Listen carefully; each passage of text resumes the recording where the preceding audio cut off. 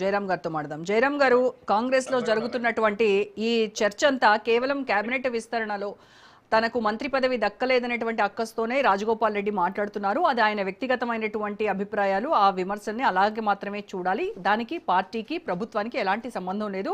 పైపెచ్చు ఇలాంటి విమర్శలు అనేవి, ఆరోపణలు అనేవి కాంగ్రెస్ లో ప్రజాస్వామ్యం ఎక్కువ కాబట్టి మాకు చాలా క్యాజువల్ గా ఉంటాయి. వీటిని మేమేంత పెద్ద సీరియస్ గా తీసుకోం కాబట్టి మిగతా ఎవరు కూడా సీరియస్ గా తీసుకోవాల్సిన అవసరం లేదు అన్నట్టుగా చెప్తున్నారు కాంగ్రెస్ నాయకులు. నిజంగా అంత సీరియస్గా తీసుకోవాల్సినటువంటి అవసరం లేదా? లేదంటే ఇప్పుడు మన బీజేపీ నాయకులు, బీఆర్ఎస్ నాయకులు చెప్తున్నట్టుగా కాంగ్రెస్ పార్టీలో అంతర్గతంగా ఏదో జరుగుతోంది అని వాళ్ళు ఏదైతే విమర్శలు చేస్తూ ఉన్నారో, అసమర్థ పాలన అని కావచ్చు, అవినీతి పాలన అని కావచ్చు, ఇవన్నీ కూడా బహిరంగంగా ఇప్పుడు సొంత పార్టీ నేతలే చెప్తున్నారు కాబట్టి దాంట్లో కూడా మనం చర్చించాల్సినటువంటి సీరియస్ అంశంగానే చూడాలి. రోజా గారు, మీకు ప్యానెల్లో ఉన్న మిత్రులకు నమస్కారాలు. ఇక్కడ రాజగోపాల్ రెడ్డి దగ్గర 27 minutes వరకు తను మాట్లాడారు. నేను మాట్లాడింది మ్యాక్సిమం వినేశాను ఆయన మాటలలో. ఆయన మాట్లాడిన 2 అంశాలు మాత్రం నాకు చాలా క్లియర్గా, ఒకటి వచ్చేసేమో అవినీతిమయమైంది కాంగ్రెస్, మరొకటి వచ్చేసేమో నేను అడుక్కునేవాడిని కాదు, నేను ఆ చెయ్యి ఇచ్చేదే తప్ప తీసుకున్నది కాదు, నేను చెయ్యి ఎత్తిస్తాను తప్పితే చెయ్యి చాచి అడగను అనేదాన్ని చాలా స్పష్టంగా చెప్పాల్సుకున్నాడు, చెప్పాడు. దాంతోపాటు వచ్చేసి ఏ పురుషో మనను అన్నా నువ్వు గద్దె కట్టాలి, మన ఇద్దరం కలిసి రాష్ట్ర పర్యటనకి వెళ్దాము. సో ఇక్కడ నేను అంతేకాదు ఏపూరి సోమన్నని ఎమ్మెల్యే చేసి తీరుతానని కూడా చెప్పారు. అదే కన్ఫ్యూషన్. సో కట్టాలి అని చెప్పాను. దాంతోపాటు వచ్చేసి కళాకారులకు ఇక్కడ నష్టం జరిగింది గత ప్రభుత్వం నుంచి ఈ ప్రభుత్వం వరకు కూడా. కళాకారులకు నష్టం జరగకుండా కళాకారుల నుంచి నువ్వు డెఫినెట్గా నెక్స్ట్ టైము అసెంబ్లీలో, చట్టసభల్లో ఉండాలని తనని ఆశీర్వదించాడు. సో తనని సోమన నమస్కరించాడు. సో ఇదంతా మనం ఆ సీన్ అంతా చూసాం. సో ఇది నిజంగా రాజగోపాల్ రెడ్డి అన్నది వాస్తవాలా అవాస్తవాలా అంటే, ఇది రాజగోపాల్ రెడ్డితోనే మొదలైందా, రాజగోపాల్ రెడ్డితోనే ఎండ్ అయిందా అంటే కాదు. కొండ సురేఖ మాట్లాడింది, పోచారం శ్రీనివాసరెడ్డి మాట్లాడిండు, కొండ సుష్మిత మాట్లాడింది, హనుమంతరావు గారు మాట్లాడారు. ఇలా చెప్పుకుంటూ పోతే అనేక మంది మాట్లాడారు. మాట్లాడటంతో పాటు ఇది కాంగ్రెస్ ప్రభుత్వం కాదురబా, ఇది సైకిల్ కాంగ్రెస్ అనే దాన్ని కూడా చాలా స్పష్టంగా చాలా మంది పెద్దలు చెప్పారు. దాంతోపాటు వచ్చేసి ఇక్కడ నాయకులు వచ్చేసి బఫూన్ లాగా మేము ఉన్నాము. సో మొత్తం నడిపించేది కాంట్రాక్టర్లు, ఆఫీసర్లంతా చంద్రబాబు నాయుడు కనుసన్నల్లో నడుస్తున్నారు. ఇక్కడ నాయకుల పేర్లకు మాత్రమే ఉన్నాం, ఇక్కడ ఉపయోగం పెద్దగా ఏం లేదు. ఆఫీసర్లు, కాంట్రాక్టర్లు మాత్రం చంద్రబాబు నాయుడు అజమాయిషీలో ఉన్నారు. ఇది చంద్రబాబు నాయుడు అజమాయిషీలో రేవంత్ రెడ్డి పనిచేస్తున్నాడు. రేవంత్ రెడ్డి పనిచేయడానికి గల కారణం ఏంటంటే తను రుణం తీసుకునే ప్రోగ్రాం పెట్టేసిండు అనే దాన్ని చెప్పుకుంటారు. చాలా మంది చెప్పారు, చాలా మంది బహిరంగంగానే. అంటే ఈరోజు ఇవన్నీ నిజాలా అబద్ధాలా అంటే ఇది అక్షర సత్యాలని మనం చెప్పాల్సిన పని లేదు, కాంగ్రెస్ నాయకులే సర్టిఫైడ్ చేశారు ఇవన్నీ నిజాలని. అంటే ఒకవైపు వచ్చేసి దోపిడీ ఉంది, మరొక వైపు వచ్చేసి ఆంధ్ర పెత్తందారి వ్యవస్థ ఉంది, కాంట్రాక్టర్ల అజమాయిషి ఉంది, ఆఫీసర్ల కుల్లబొడుసుడు ఉంది, చంద్రబాబు నాయుడు ఇన్వాల్వ్మెంట్ ఉంది. ఇదంతా నాయకులు మాత్రం చూస్తున్నారు. మరి మీరంతా ఎందుకు చూస్తున్నారయ్యా, కనీసం మీరు మాట్లాడలేరా అంటే, ఎప్పుడో ఒకప్పుడు మాకు రాకపోతుందా, మేము చూసుకోపోతామా అనే దాని మీద సో బహుశా ఉండొచ్చు. నేను అంతకంటే ఎక్కువ వాడిని ఉపయోగించను కానీ సో మన వరకు వచ్చినప్పుడు మళ్ళీ ఏమైనా ఇబ్బంది అవుతుంది మన దాన్ని ఉండొచ్చు. ఆ ఇబ్బంది పడ్డాడు దయాకర్. అదంకి దయాకర్ ఏం మాటలు మాట్లాడి ఎన్ని రకాల ఇబ్బంది పడ్డాడో తెలిసిన విషయాలు. అంటే అలాంటి పరిస్థితి మాకు రాకుండా ఉంటే బాగుంటుంది కదా అని చెప్పేసి వెయిట్ చేస్తూ ఉన్నారు. ఇది ఎండింగ్లో ఉన్నప్పుడు లావా బ్లాస్ట్ అయినట్టు కృష్ణన్న చెప్పినట్టుగా డెఫినెట్గా బ్లాస్ట్ అవుతుంది, అలా డౌట్ ఏం లేదు. కానీ ఇదంతా ఇక్కడితో ఆగిపోతుందా అంటే ఇదంతా ఎక్కడికి ఆగిపోదు. ఈ దోపిడీ ఆగదు. ఒకప్పుడు వచ్చేసి ఉమ్మడి బీఆర్ఎస్ గవర్నమెంట్ లోపల ఆ నలుగురు అనుకునే వాళ్ళం, కవిత, హరీష్ రావు, సంతోష్ రావు, కేసీఆర్ గారు, వినోద్, ఇంకెక్సెట్రా. ఆ నలుగురు, కేసీఆర్ గారిని పక్కన పెడితే ఆ నలుగురు అనే అర్థం వచ్చినట్టు ఓ నలుగురు పేర్లు చెప్పుకునేవాళ్ళు. కానీ ఈరోజు ఆలీబాబా చాలీచోర్ అనే విషయాన్ని కాంగ్రెస్ వాళ్ళు చెప్తున్నారు. ఆ నలుగురు కాస్త ఇక్కడ 40 మంది దొంగలుగా మారిపోయారు. ఆలీబాబా చాలీచోర్ లాగా అనేదాన్ని ఓ సినిమా టైటిల్ని చెప్పేసి దాన్ని సెటారికల్గా కాంగ్రెస్ నాయకులు చాలా గర్వంగా, గొప్పంగా, హీనంగా నీచంగా కూడా మాట్లాడుతున్నారు. ఇవన్నీ ఎవరు బయట వాళ్ళు మాట్లాడతలేదు, ఇదంతా కాంగ్రెస్ లో ఉన్న నాయకులే మాట్లాడుతున్నారు. మరి ఇంత అండ్ పైపెచ్చు రాజగోపాల్ రెడ్డి ఒక్కరే అంటే బహిరంగంగా వచ్చి ఆయన విమర్శలు చేశారు కాబట్టి ఇవాళ ఇది చర్చనీయాంశమైంది. కానీ లోపల చాలా మంది పాత కాంగ్రెస్ వర్సెస్ కొత్త కాంగ్రెస్ నాయకుల మధ్య లుకలుకలు నడుస్తూనే ఉన్నాయి, వాళ్ళ మధ్య వివాదాలు నడుస్తూనే ఉన్నాయి. కాకపోతే అవి బహిరంగంగా బయటకి పొక్కట్లేదు అంతే.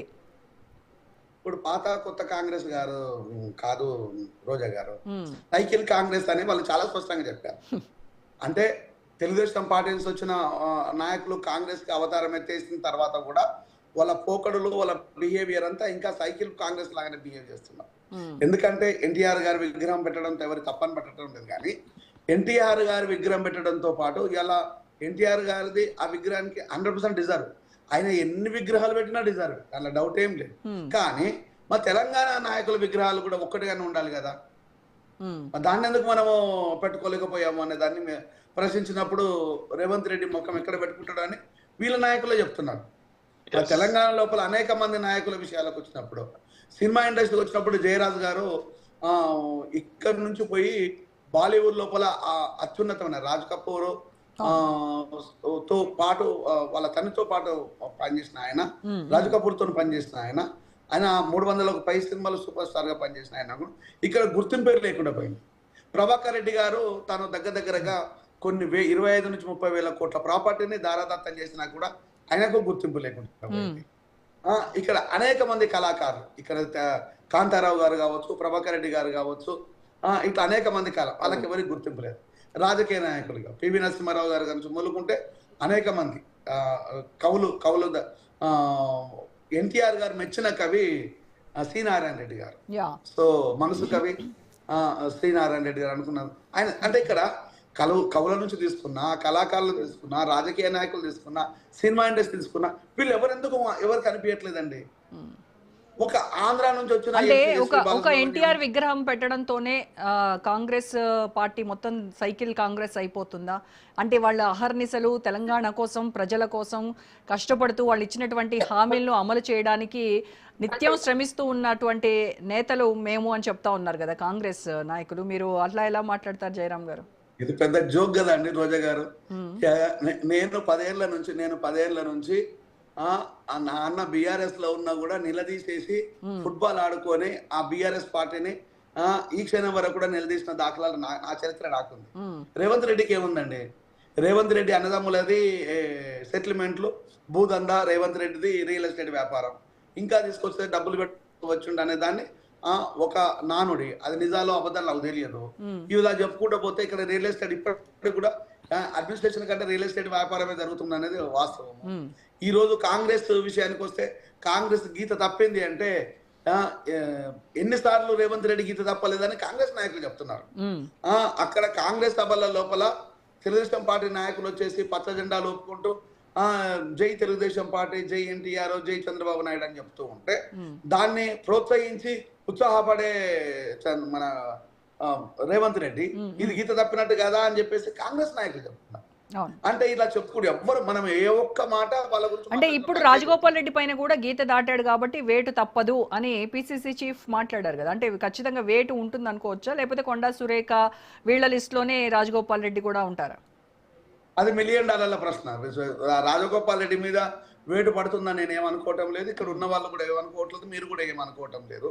సో ఇక్కడ వేటు పడితే ఫస్ట్ మొదటి వేటు ఇది కూడా వాళ్ళే చెప్తుంటారు. వేటు అంటూ మొదటి వేస్తే వెయ్యాల్సిందే, అది ఫస్ట్ ఎవరి నుంచి మొదలు రావాలంటే రేవంత్ రెడ్డి నుంచి మొదలు కావాలంటే. ఓకే, ఆ రేవంత్ నుంచి మొదలు అయితే దానికి మేము కూడా శిరస వేస్తామని చెప్పి మళ్ళీ ఇదే నాయకులు కూడా అది ఆ మాట కూడా వీళ్ళే చెప్తున్నారు.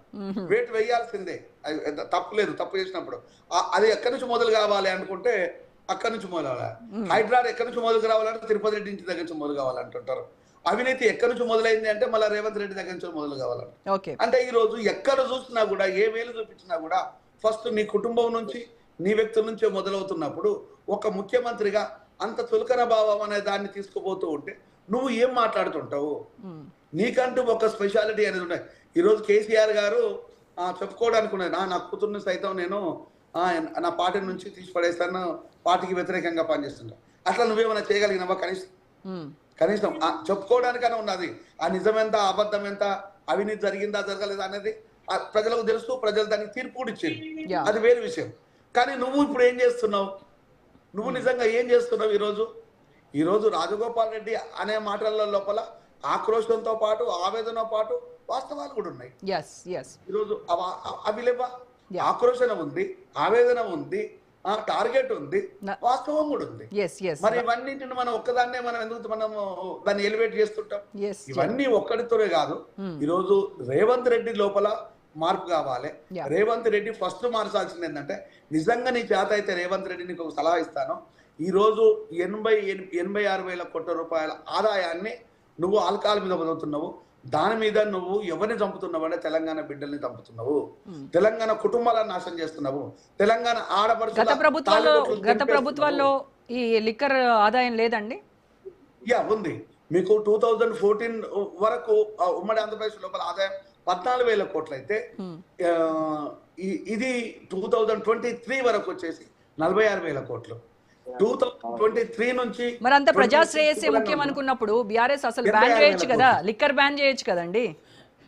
ఇప్పుడు లిక్కర్ బ్యాన్ చేస్తే దమ్ము ధైర్యం వీళ్ళకు ఉంటుందని అనుకోను, కానీ కనీసం కంట్రోల్ అన్న చేయమని చెప్పండి.